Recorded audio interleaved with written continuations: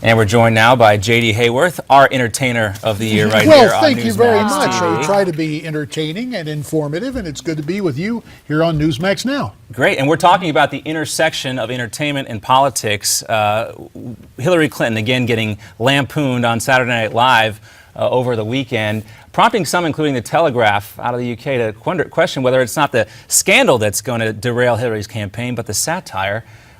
Here is that article right here. The more one watches the coverage of Mrs. Clinton, it becomes more apparent that it won't be the scandalous or the serious scandals, the Benghazis or the private email account, but much rather what that will matter. Rather, the much greater damage could be a joke.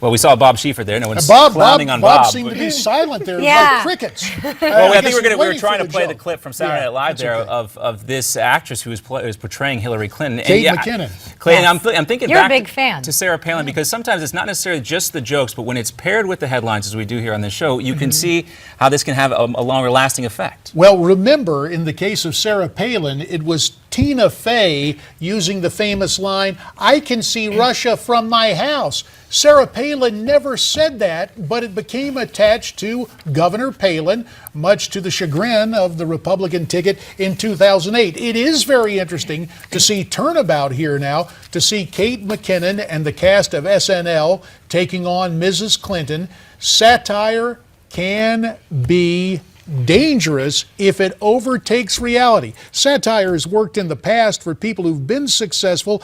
We think of the parodies and the impersonations. Baby boomers remember this, although you guys won't. David Fry impersonating Richard Nixon, and an earlier generation remembers Vaughn Meader impersonating Jack Kennedy. But from impersonations to becoming a de facto policy, that's the real risk in terms of satire. And as one who has been easily caricatured over the years, I can tell you it can cut both ways, but you have to manage that and deal with it. And how do you manage that? That's the key. Well, it's very interesting because Glenn Thrush has a piece today in Politico. Quiet, please, Hillary's running. And it has to do with Mrs. Clinton's state of mind. Listen, when you're running for office, Dwight Eisenhower had this to say: a leader is always confident, is always optimistic. Now, things can get you down in a campaign.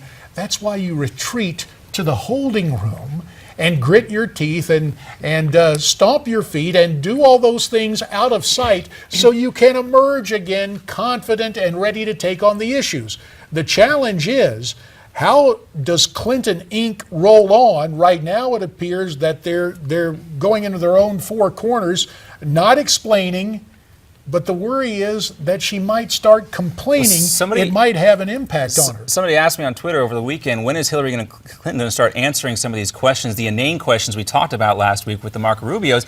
And I said, look for, she might run to Steve Croft, which is what they've done in the past, the Clintons, the famous moment where the light fell, a real humanizing moment for Hillary Clinton on 60 Minutes. I would look to see one of those types of interviews. They have to be more proactive with the press, JD. I think you would agree with that, to avoid this type of parody. And instead of satire, they do suppers. We already understand she sat down with George Stephanopoulos, who of course worked in the previous Clinton White House, and there are any group of Alphabet Network correspondents and folks at the Washington Post and New York Times very happy to break bread with Hillary, gaze into her eyes and go, yes, we do think you're wonderful and everything will be fine. The problem for Mrs. Clinton is a significant portion of the Democrat Party leans heavily to the left. That's why you're hearing talk now about New York City Mayor Bill de Blasio getting involved in this race. Why? It's because the Democrats have embraced an agenda so far to the left that a whole lot of folks on the left don't want Mrs. Clinton to be left as the eventual nominee. So look for a lot more, but for right now, from the leftist establishment, from the establishment media, it'll be Hillary, you're wonderful, you're great, and from her staff it'll be Mrs. Clinton. Oh yeah, but they'll be softballs. They will not challenge her, and she is just going to move right on because she's going to have a couple of $1 billion, and we'll see if that carries her to the White House. And speaking of moving on, thanks so much for joining us. Moving on along later in the show is 2016, the year for medical marijuana.